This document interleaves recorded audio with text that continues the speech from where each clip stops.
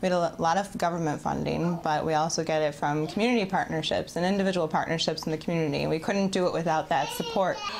Support is what Child and Family Services is all about, and the agency is looking for your help next week. This little girl is a perfect example of who you can help. She's been with her current family since she was 7 weeks old. It hasn't been an easy road since then, but she hasn't been alone either.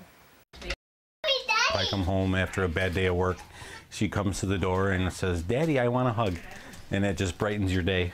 Daddy, hug. Juliana Walls is 2 years old, and she was not born with that name. Daddy. She didn't call Jill and Al Walls Mom and Dad until earlier this year. When we first got her, she was very sick. She was malnourished, she was neglected. So we had to basically nurse her back to health, and she's come a long way. The Walls are foster parents with Child and Family Services.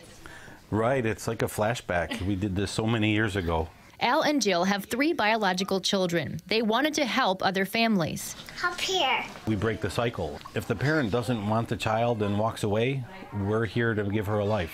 If the parent wants to do the necessary repairs and come back into it, it's always emphasized reunification is the primary goal with all these kids.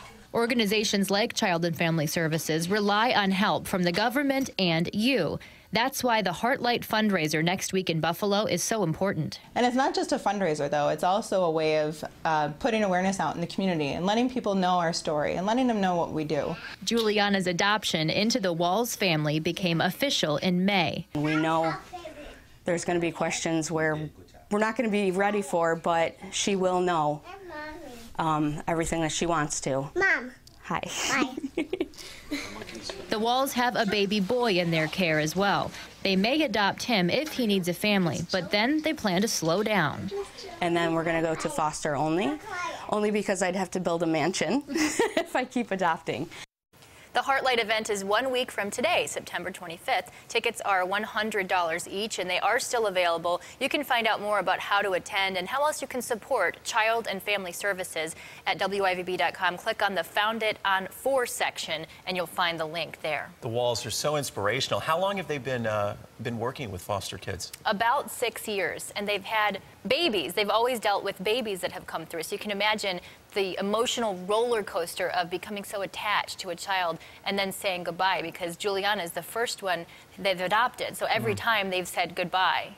Glad we got to meet them this morning. Thank you, Teresa. It is